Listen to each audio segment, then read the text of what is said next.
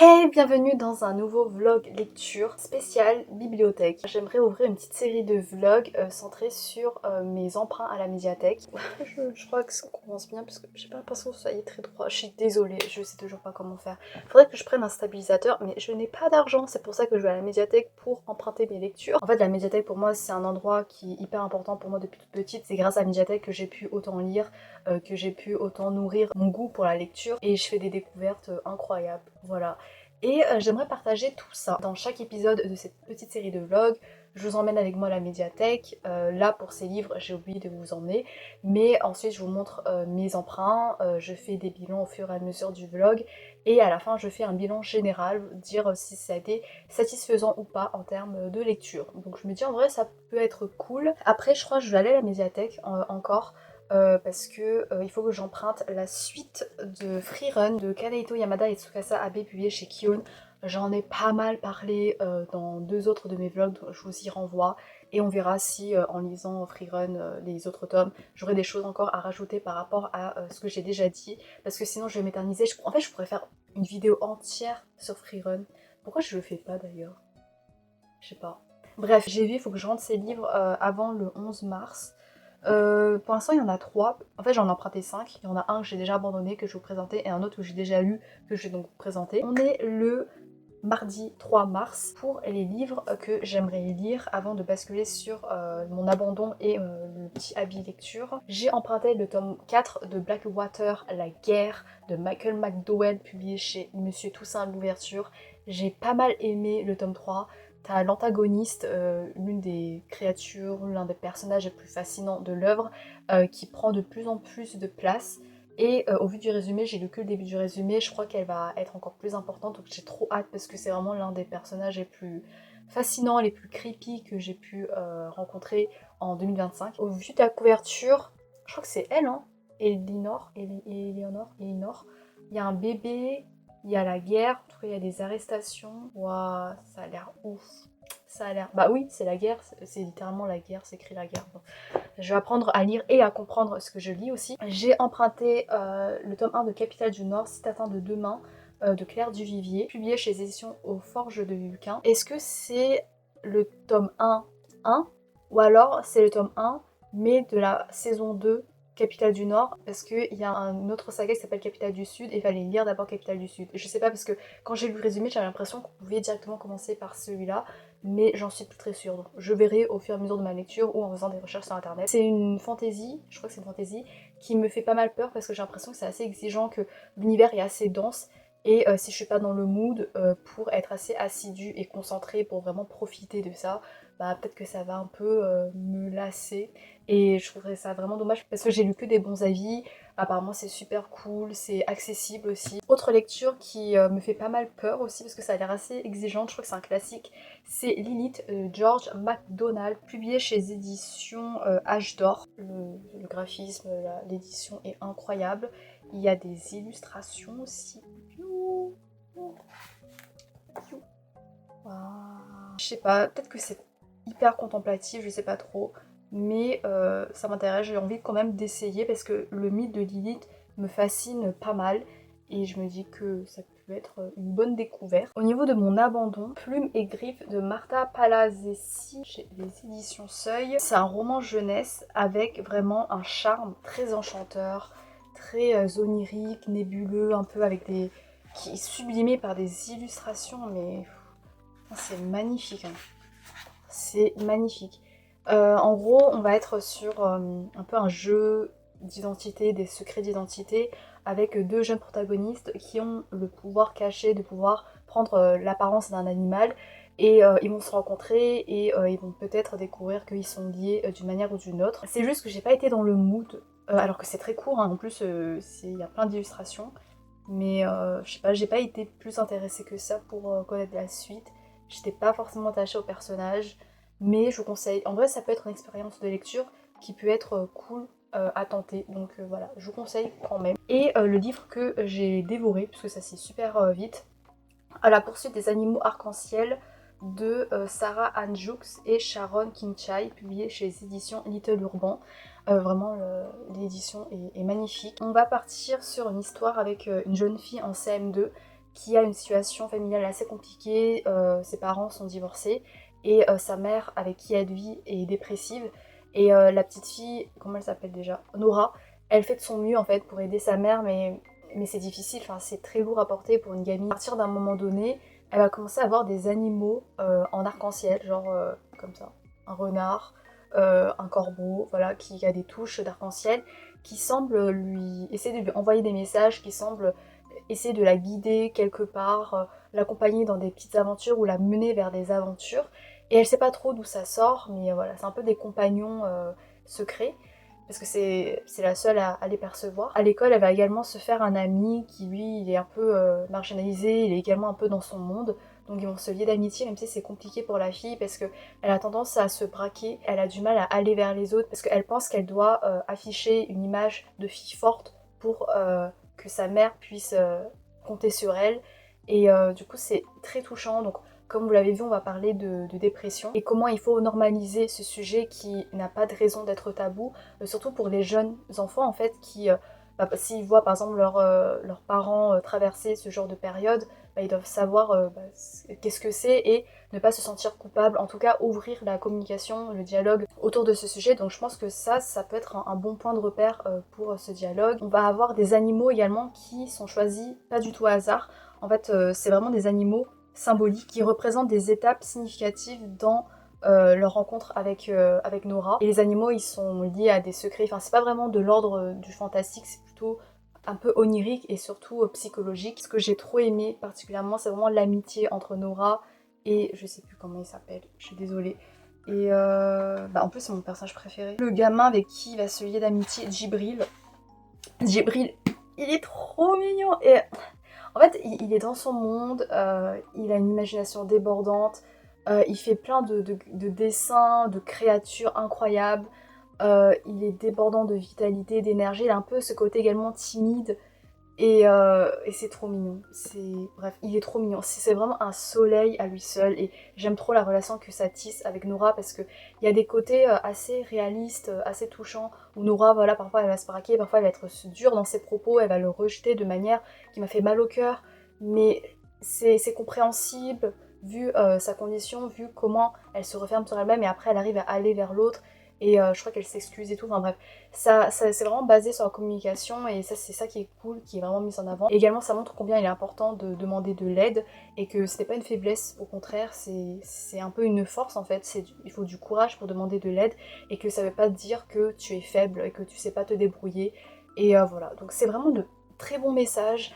Je trouve que ça peut être une très belle histoire à lire, et sur laquelle on peut discuter également entre adultes et enfants. Et aussi le fait de ne pas se fier aux apparences, de voir que chez les enfants, quand ils sont un peu brusques, un peu brutaux dans leur comportement, il y a peut-être des raisons par derrière, parce que les attitudes et comportements des adultes peuvent fortement influencer sur comment ils se sentent et leur rapport avec les autres, et comment voilà, ils se conduisent avec les autres, parce que ils ont peur peut-être de se montrer trop vulnérables s'ils peuvent même pas entre guillemets se compter sur leurs parents quoi.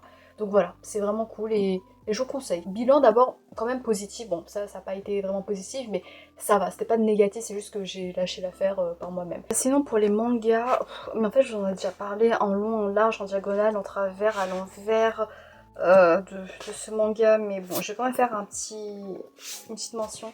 L'Atelier des sorciers du tome 11 à 14 de Kamome Shirahama, publié chez éditions Pika.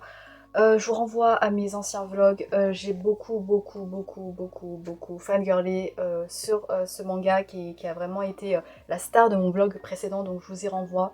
Mais juste grosso modo, là on est dans un arc, le meilleur arc à ce jour du manga L'Atelier des sorciers, l'arc de la fête de la nuit d'argent. Et c'est vraiment là où mon affection pour ce manga s'est cristallisée de manière émotionnelle, parce qu'en fait il me manquait cette touche émotionnelle. J'ai quand même été attendrie dans les précédents tomes, mais là il se passe tellement des choses de dingue. C'est vraiment un arc hyper riche, avec des rebondissements, avec des révélations, avec des dilemmes moraux éthiques qui prennent de plus en plus d'ampleur, qui se complexifient, c'est trop beau en fait. En fait c'est vraiment tout ce qu'on te prépare en amont dans les premiers tomes qui vraiment explose ici, et de manière parfois très cruelle.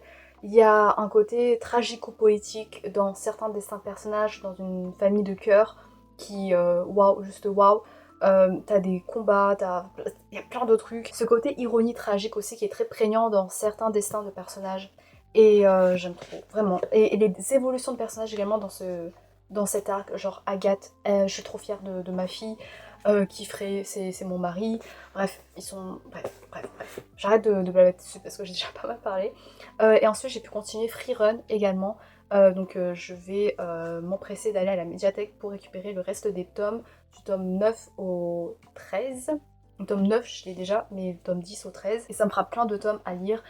Freerun, pareil, j'en ai pas mal parlé dans mes précédents vlogs, je vous y renvoie. Mais j'ai trop hâte parce que c'est vraiment cosy, c'est hyper chaleureux. Il y a ce côté assez poignant, assez doux, amer. Du fait que l'elfe, elle va cultiver la mémoire, elle va raviver des souvenirs de ses compagnons en entreprenant un voyage, notamment avec les disciples de ses anciens compagnons. Et du coup, c'est un dialogue avec le passé perpétuel qui rend le récit tellement doux, tellement mélancolique parfois, mais de manière, ça tire tout le temps vers l'optimisme, vers le positif et la lumière. Et bref, voilà, c'est trop bien. Voilà, j'arrête de blablater, je vous laisse et on se retrouve pour les prochains effets de lecture qui, j'espère, s'avéreront positifs.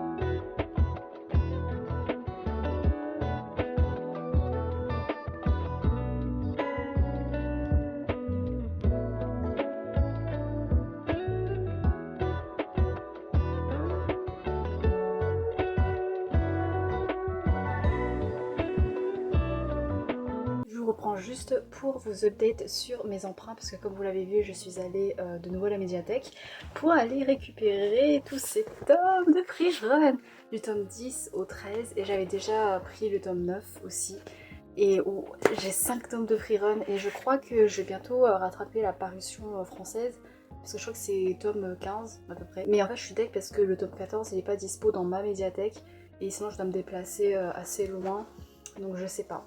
Nous verrons bien, mais je suis... Oh my god, mais la perspective de lecture là qui s'annonce... J'espère que je vais pas trop vous spammer avec Freerun là, parce que sinon s'il n'y aura pas de place, il n'y aura pas assez de temps pour les autres romans. Et comme vous avez vu, j'ai déambulé pas mal dans les rayons de romans, mais au final j'ai pas choisi de romans. J'avais hésité, mais je suis pas trop dans le mood. Là déjà 3 romans à présenter dans ce vlog, c'est déjà je pense suffisant vu comment je parle et blablabla. Et donc je suis allée au rayon manga adulte et je suis tombée sur les 2 premiers tomes de ce manga, j'en ai jamais entendu parler, mais le style a vraiment attiré mon regard. C'est Utsubola de Asumiko Nakamura chez les éditions Akata. Ça a l'air un peu dans le style horrifique, thriller, psychologique, angoissant. Je me suis pas trop appesantie sur le résumé, mais voilà, ce sera une surprise. Je sais pas si c'est en 2 tomes, si c'est en 2 tomes c'est trop bien. Mais ça a l'air assez intriguant, regardez ce regard tout noir là. Je vais faire autre chose et je vous laisse pour cette fois-ci le vrai update lecture et pas juste moi en train de blablater pour rien. Je vous retrouve, on est le vendredi 6 mars et j'ai pu quand même pas mal avancer dans les petites lectures, donc je vais vous présenter tout ça. Je suis toujours en train d'avancer doucement dans Freerun, là j'ai lu le tome 9 et 10. Alors j'ai pas vraiment grand chose de plus à dire pour compléter les updates de lecture que j'ai fait dans mes vlogs précédents autour de cette série, je vous y renvoie. Mais là en gros on est dans un arc, c'est plus dans l'action, c'est un arc plus sérieux que d'habitude. Et comme je l'ai dit dans mes vlogs précédents, je préfère plus ce côté cosy, où voilà on va... suivre des petites aventures assez champêtres, assez ancrées dans le quotidien, dans la simplicité des choses. Et c'est dans cette simplicité qu'on va découvrir des petites merveilles, des petits moments assez touchants et assez attendrissants. Mais là, on est plus centré dans un arc assez profond, assez complexe. J'aime bien également, je suis assez intriguée, parce qu'en gros, l'antagoniste, c'est un démon qui est intrigué par ce que ressentent les humains. Et du coup, il essaye un peu de se rapprocher de ce qui fait la saveur un peu de l'humain, par rapport au démon, c'est-à-dire qu'un humain va ressentir des remords, des regrets, de la culpabilité, il va pouvoir distinguer le bien du mal. Ce qui est ironique, c'est que cet antagoniste, pour comprendre les humains, il va pas hésiter à tuer des humains pour essayer de provoquer ce genre de sentiment de culpabilité en lui. Et voilà, donc c'est une expérimentation assez ironique au vu de son ambition personnelle. J'ai pas encore fini l'arc, je suis en plein dedans, donc on verra où ça nous mène. Mais j'ai hâte qu'on retrouve juste leurs petites aventures, leurs petites promenades, voilà. Vraiment, en ce moment, je suis obsessed avec Freerun. Genre, ça me fait un bien fou et parfois, je regarde des reviews de personnes qui analysent un peu et genre, j'en pleure. En termes de manga, j'ai également lu la duologie Utsubora de Asumiko Nakamura publiée chez l'édition Akata. C'est une petite duologie, donc c'est assez rapide à lire. Mais quand j'en suis ressortie, j'ai été paumée. Et ensuite, je suis allée voir une explication spoilante sur internet et j'ai été paumée. Donc je suis allée relire à la lumière de ces explications et j'étais moins paumée, mais quand même un peu paumée. Enfin, c'est assez... Voilà, t'en ressors, t'as l'esprit encore un peu embrouillé, t'as l'impression d'être ressorti d'un labyrinthe et tu sais pas trop où t'as mis les pieds au final. Alors en gros, on va rencontrer ici un écrivain à succès au Japon qui va recevoir un appel téléphonique pour lui demander de venir identifier un corps, le corps d'une jeune femme qui s'est suicidée en sautant d'un immeuble. Et son visage est complètement méconnaissable. Et les seules marques d'identité qu'on a retrouvées sur elle, c'était un téléphone dans lequel il était indiqué seulement 2 numéros, celui de cet homme-là et également celui d'une autre femme qui vient également au lieu d'autopsie, qui a été appelée à venir pour identifier le corps et qui se présente comme la sœur jumelle de la victime. Les enquêteurs, ils sentent qu'il y a un truc un peu bizarre, du coup ils commencent à enquêter pour démêler un peu cette relation qui unit cet homme, qui est beaucoup plus âgé que la victime. Donc voilà, ils se disent mais c'est quoi cette petite relation et tout. Et également la sœur jumelle qui n'est peut-être pas celle qu'on pense être et celle qu'elle dit être. Et comme les relations sont assez nébuleuses, du coup on n'est pas trop sûr non plus de l'identité de la victime quoi. Et en parallèle, l'homme qui est un auteur à succès, il essaye d'écrire son roman, voilà, de continuer à écrire son roman. Il galère un peu et en fait c'est en lien avec cette victime quoi, et également celle qui se décrit comme sa sœur jumelle. J'explique très mal, mais en gros, c'est un polar psychologique assez noir, assez déroutant, désarçonnant, au public averti parce qu'il y a des scènes érotiques très explicites. C'est vraiment un jeu d'identité qui se crée à plusieurs niveaux. Déjà au niveau du monde éditorial avec la question du plagiat, mais également la question de l'identité, comme vous avez pu le voir, parce que on n'est pas sûr de qui sont vraiment ces personnes-là. On va même questionner l'existence de certaines personnes qui semblent très vaporeuse. Comme ça parle un peu du monde éditorial, du plagiat, il y a toute cette narration autour de ça. Ça rappelle un peu Yellowface, mais avec une dimension qui est plus charnelle, plus sensuelle, plus éthérée aussi. Les liens qui sont entretenus sont assez particuliers, notamment autour de la figure de l'auteur. Il y a des amours qui sont très déplacés, il y a des obsessions, il y a des dépendances affectives, toxiques, et il y a vraiment une emprise psychologique qui se joue. Alors, comment dire sans spoiler, mais en gros, ça va un peu aborder cette manière qu'on a quand on se sent fusionnel avec une œuvre ou la plume d'un auteur, où on y développe une attraction intense, comme si on voulait faire partie de cet univers-là, comme si on voulait exister à travers cette œuvre-là. Il y a des fois où, tu sais, genre on se reconnaît dans une œuvre, où on se sent tellement imbibé, intime avec la plume d'un auteur que tu as l'impression qu'il arrive à te comprendre et tu as envie de peut-être de te faire reconnaître par lui. Mais là, c'est un niveau extrême, quoi. C'est un niveau où il y a vraiment une fusion qui s'opère, où tu as du mal à démêler le vrai du faux, la réalité de l'illusion, des fantasmes. Et c'était plutôt bien fait tout du long. Tu as une ambiance qui est très glaciale, très pesante, avec des personnages qui sont moralement pas très ouf, voilà, qui sont vraiment très très très imparfaits, qui te dérangent par leurs actions, par leur personnalité, leur prise de décision et leur manière de concevoir les choses, de concevoir les liens, de ces jeux d'emprise psychologique qui se jouent, de ces obsessions malsaines. Je pense que c'est un manga qu'on peut relire plusieurs fois pour essayer de décortiquer toutes ces couches sur lesquelles se joue cette ambiance assez glauque et lourde. Je suis un peu déroutée, voilà, j'ai l'esprit un peu embrouillé, mais je suis contente de l'avoir lu parce que ça fait une bonne expérience de lecture, ça sort de l'ordinaire, ça interroge, à la fin t'es avec plein de questions, mais tu sens que t'as été challengé, que t'as été stimulé dans ton expérience, du coup ça c'est cool. J'avais écrit pour m'en rappeler à la fin de ma lecture, et je sais pas, je me suis sentie l'inspiration d'un poète torturé. J'ai écrit « Je comprends pas tout, mais ça se savoure comme un nectar de ténèbres ». Voilà, donc peut-être ça vous donne un peu un indice de ce que j'ai pu ressentir. Mais Ça fait très cringe, hein. Mais bon, je vous le partage au cas où. Très vite fait, j'ai pu lire, dévorer le tome 4 de Blackwater, La guerre de Michael McDowell, publié chez Toussaint Ouverture.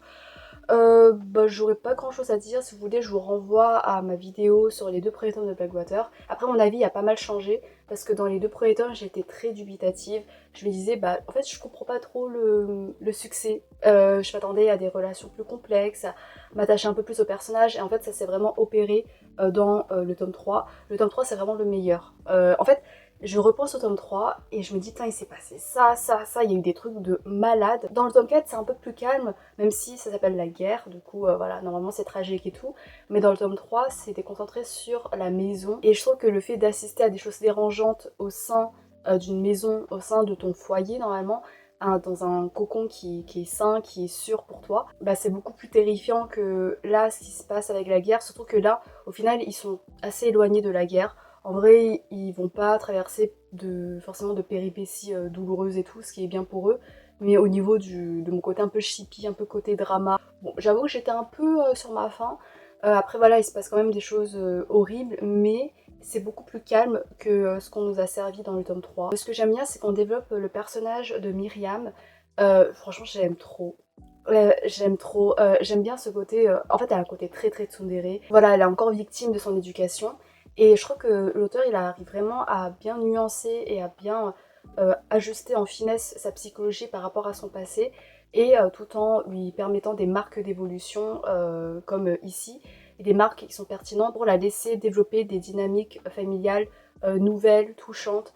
Ça c'était vraiment cool, franchement j'ai beaucoup aimé son personnage ici, et puis ouais, des touches où tu vois genre elle a beaucoup de fierté, beaucoup d'ego, mais elle laisse parfois filtrer des moments de sollicitude, des petites marques d'attention, de manière très maladroite, et ça voilà, c'est ma faiblesse. On avance également au niveau de l'intrigue avec Elinor, avec ce qu'elle est en réalité. Ça c'est plutôt intéressant, mais j'ai hâte de voir la suite, voilà. Je reste encore sur ma faim. Par contre, est-ce que c'est moi ou Grace, du coup, c'est un personnage lesbien? Parce qu'elle est pas du tout intéressée par les mecs, et on dit que elle a développé une très très forte affinité avec sa colocataire, qui a été une très très bonne amie, mais amie écrit en italique. Du coup, je me dis, c'est pas genre du coup un sous-entendu lesbien, saphique. Voilà, donc c'est une petite question, je suis pas sûre, mais je crois que c'est bien ça. Donc franchement, ça c'était cool. Et Grace, elle est trop badass. Genre, en fait, elle est trop stylée. Les personnages féminins, de toute façon, elles m'ont tellement attendrie. Ah oui, et la fin, par contre, se finit sur une grosse tragédie quand même. Donc voilà, en vrai, ça m'a fait un coup au cœur. Parce que je me suis dit, au final, je me suis quand même pas mal attachée à certains personnages. Donc voilà, j'ai hâte de voir la suite, de voir comment les gens ils vont grandir, de voir les prochaines générations et tout. Et voilà, samedi prochain je pars, donc j'ai une semaine à peu près pour lire ces deux fantaisies. Je sais pas par lequel commencer. Je vais commencer par celui-là. Je sais pas. On verra. Quand je reprendrai, vous le saurez. Pour l'instant, ça va, c'est cool, c'est positif comme bilan de ces emprunts à la Bibli. Et j'espère que ces deux livres ne vont pas me faire défaut.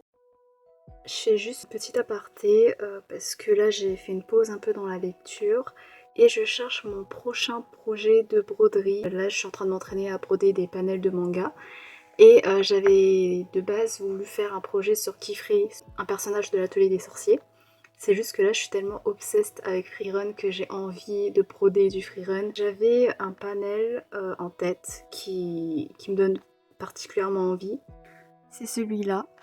Et en fait, moi, ce qui me dérange, c'est que c'est assez petit. Enfin, il y a pas mal de détails. J'ai jamais fait vraiment de broderie aussi détaillée avec les détails vestimentaires et tout. Il y a plein de traits. Ça me fait un peu peur, mais en même temps, j'ai bien envie. En plus, ce sera la première fois que je brode des personnages, mais de profil. Et comme c'est très petit, je sais pas, j'ai un peu peur, donc je verrai. Voilà, c'était juste pour partager.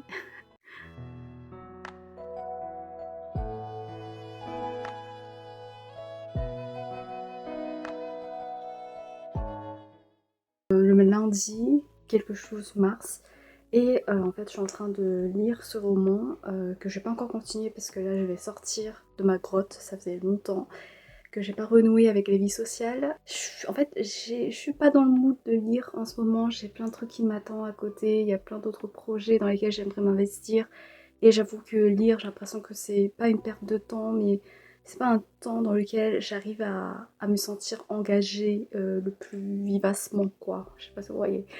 Et surtout, enfin, ce livre, il est très contemplatif et je suis pas trop dedans. En fait, je suis contente de le lire et bientôt de l'avoir fini, mais ça me motive pas de m'y replonger. Voilà. Donc je sais pas trop la gueule de ce vlog, ça va être un peu cric-crac. Mais pour l'instant, je vais juste sortir, je vais récupérer un colis. Je suis trop contente. Bref, je vous montrerai. Et après, je vais essayer d'acheter des fils de broderie. Ensuite, après, je vais me promener avec mes potes. Et voilà, souffler un peu.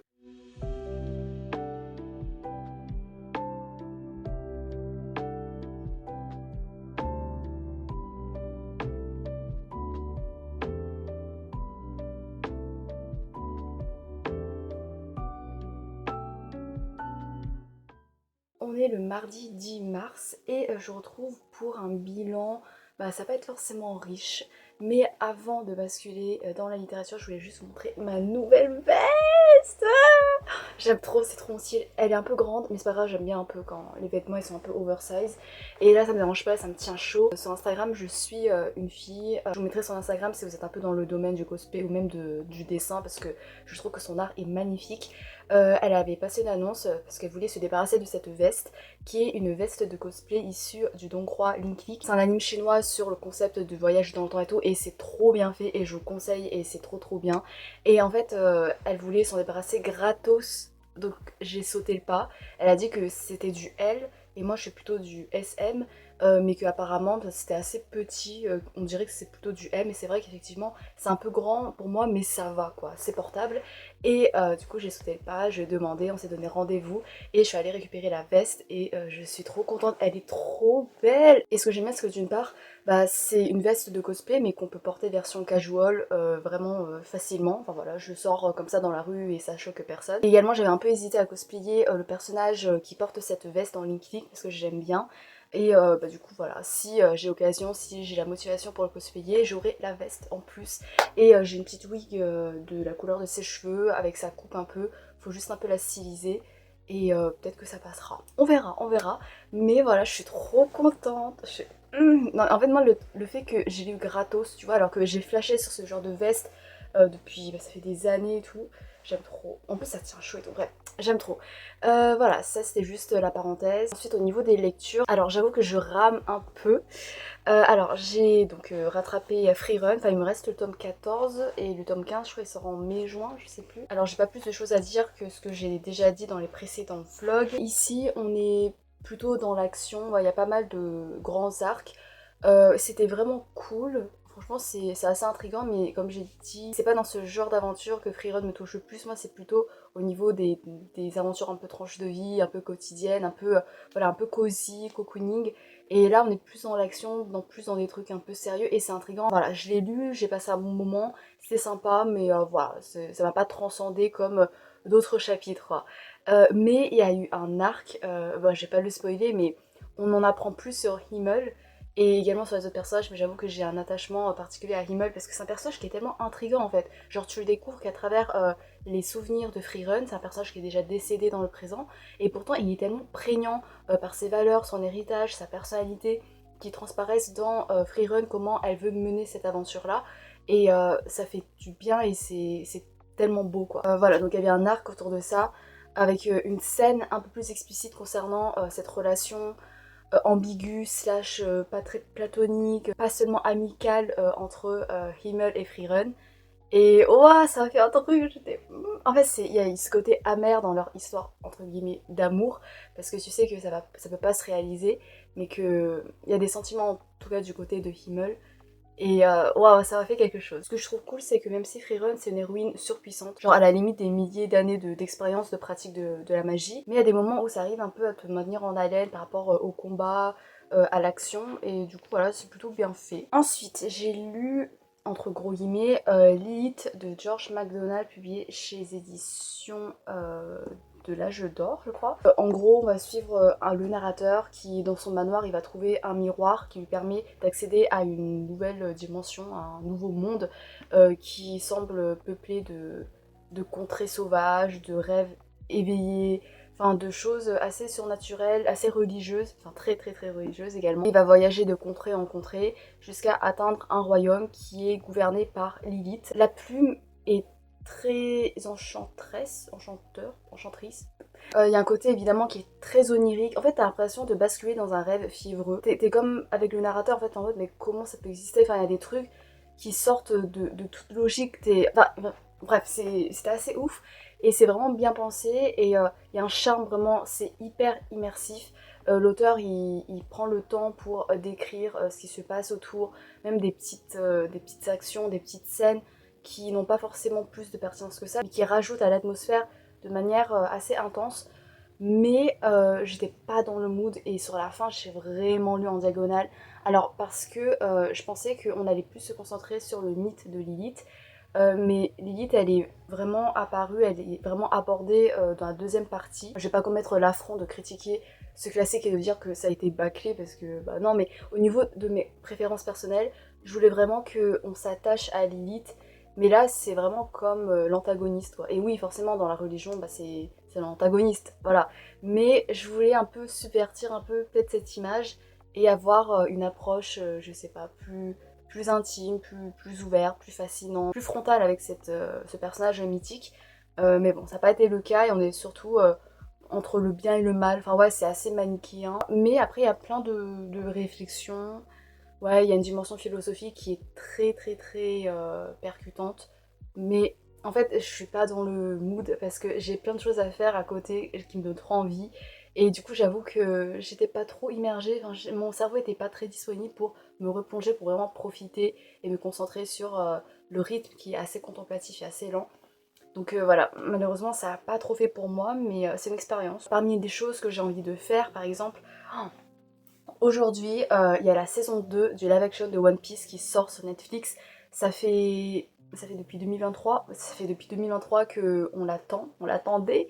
Du coup, j'ai trop hâte et il y a de nouveaux personnages. Il y a Robin, l'actrice Robin, elle est magnifique. C'est mon argument number one pour continuer, pour regarder cette saison 2. La saison 1 était vraiment, je trouve, réussie. Franchement, j'ai trop aimé. Ils ont accompli l'exploit d'adapter en live action le manga, l'un des mangas les plus longs du monde et les plus inadaptables. Enfin, genre au niveau du lore, au niveau des paysages, des péripéties, des pouvoirs et tout, enfin, c'est quand même une prouesse incroyable. Après, parfois, il y a des effets spéciaux qui piquent un peu les yeux, mais ça va. Ça rentre un peu dans ce domaine, dans cet aspect goofy de l'œuvre originale. J'ai trop hâte de voir la saison 2, surtout qu'il faut que je la mate cette semaine, parce qu'après je pars samedi et j'aurai plus le Netflix. Je vous retrouverai avec le bilan final. Et je vous retrouve, on est le vendredi 13 mars et je viens faire un petit bilan de Capitale de demain et un bilan général de ce premier épisode de ma série de vlogs sur mes escapades en bibliothèque pour essayer de dénicher les prochaines pépites. Petit atteint de demain, le tome 1 de Capitale du Nord de Claire Duvivier publié chez les éditions Aux Forges de Vulcain. De ce que j'ai compris, en fait, l'autrice écrit en parallèle avec une autre saga, avec un autre auteur, Capitale du Sud de Guillaume, j'ai écrit Shaman Adjan. Et en fait, on peut commencer soit par cette saga, soit par l'autre saga, et je sais pas si à un moment donné ça va se rejoindre. Je crois que j'ai un peu le souvenir d'une couverture où on avait les deux noms des auteurs, des autrices. Donc voilà, je sais pas trop. Donc j'ai commencé avec celui-là, et j'ai mis du temps à comprendre qu'en fait, Capitale du Sud, en fait, c'était en lien avec cet univers par rapport au système de magie, parce que la magie vient de manière très très progressive, assez lente. Le concept est vachement cool, vraiment, genre, mais globalement, j'ai pas réussi à y entrer. Je pensais vraiment au début, parce qu'au début, ça m'intriguait de ouf. Il y a vraiment un charme indéniable, que ce soit au niveau de la plume, au niveau de l'univers, des concepts et tout. Le truc, c'est que ce tome a été trop introductif, et pardonnez-moi, je pourrais pas vous faire de résumé, parce que j'ai pas l'impression, c'est pas que j'ai pas pigé grand chose, j'ai quand même pigé les grandes lignes, mais j'ai l'impression d'avancer dans un brouillard en fait, où mes sens sont un peu trompés, je sais pas trop, je sais pas, j'ai pas atteint, j'ai l'impression, vraiment la sève de l'univers, notamment parce que bah, c'est très très très introductif, pendant plusieurs pages, des centaines de pages, je me disais mais où est-ce qu'on va, enfin, ouais, en fait, ça prend beaucoup le temps pour poser le conflit qui va se réveiller, les personnages, les enjeux, leur développement, leurs relations. c'est cool et vraiment, enfin le fait que l'autrice elle ait un tel souci du détail dans sa construction de l'univers, vraiment chapeau. C'est juste que moi j'étais peut-être pas assez patiente pour suivre un rythme aussi lent dans un récit. Également on est sur un territoire où voilà, c'est très maritime, donc il y a beaucoup de jargon maritime et j'avoue que j'ai pas du tout l'habitude. Je suis pas plus fan que ça des aventures maritimes et tout. Donc là, même si on est sur la terre ferme, mais il y avait beaucoup de trucs autour des bateaux. J'arrivais pas trop à visualiser, donc ça a vraiment pêché de ce côté-là. Je comptais sur mon attachement au personnage pour vraiment m'imprégner du charme de l'univers. C'est juste que même si on suit un trio amical, enfin on suit une amitié qui est très forte, mais pareil, j'ai coincé. En vrai, j'ai pas trop accroché à comment l'amitié était développée. Je trouvais qu'il manquait certaines fondations. Je sais pas. Je sais pas vraiment, c'est peut-être une question de mood et tout, du coup j'ai pas envie de jeter la pierre à l'autrice parce que je pense que c'est quand même un récit qui peut être réussi, en tout cas qui est foisonnant d'originalité et qui te bouscule un peu dans ta zone de confort. Donc c'est vraiment cool, mais voilà, j'ai pas été plus réceptive que ça. Ce qui me frustre, c'est que c'est seulement dans les dernières pages où il y a un plot twist de malade, mais je me dis, mais qu'est-ce qui se passe?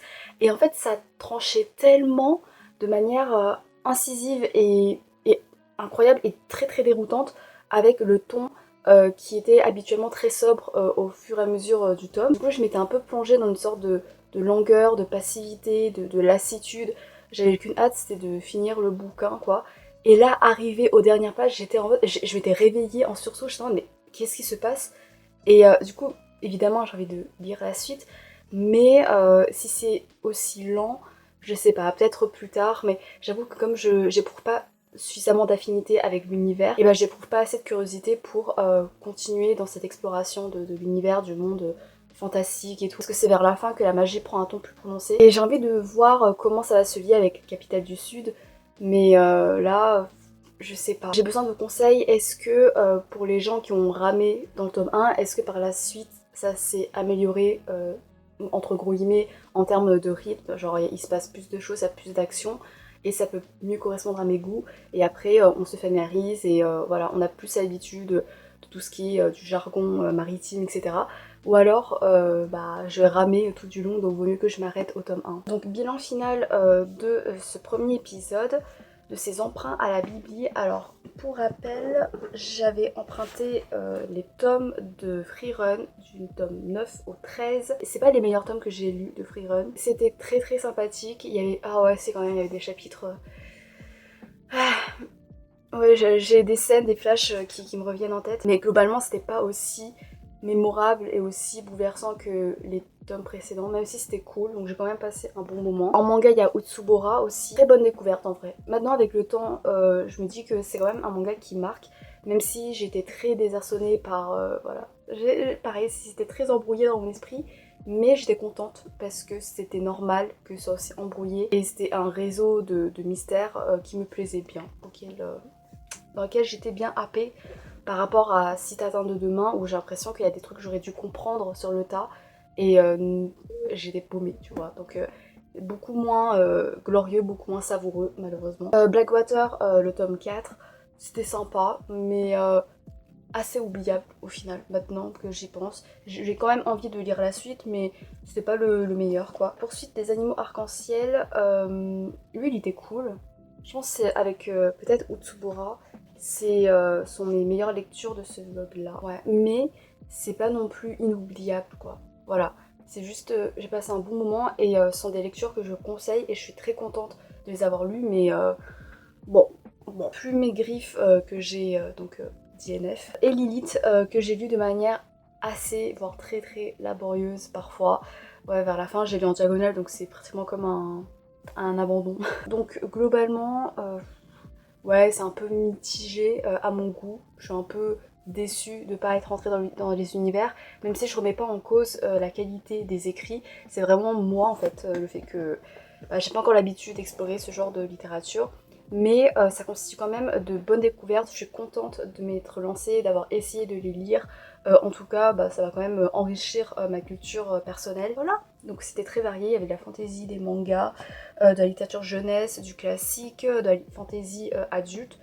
Franchement c'est cool. Je vais m'arrêter. Est-ce que vous allez également régulièrement à la médiathèque? Est-ce que ça vous arrive de faire de très bonnes découvertes? Je pense que oui, parce que vraiment les bibliothèques sont des mines d'or. N'hésitez pas à me partager vos découvertes en médiathèque. Moi il y a plusieurs de mes coups de cœur qui ont été réalisés en médiathèque. J'ai trop hâte de faire le deuxième épisode, j'espère que je serai un peu plus chanceuse. Merci infiniment d'avoir regardé jusqu'à la fin et j'espère vous retrouver pour d'autres escapades en bibliothèque ou même en librairie quand j'aurai l'argent pour acheter de nouveau des livres.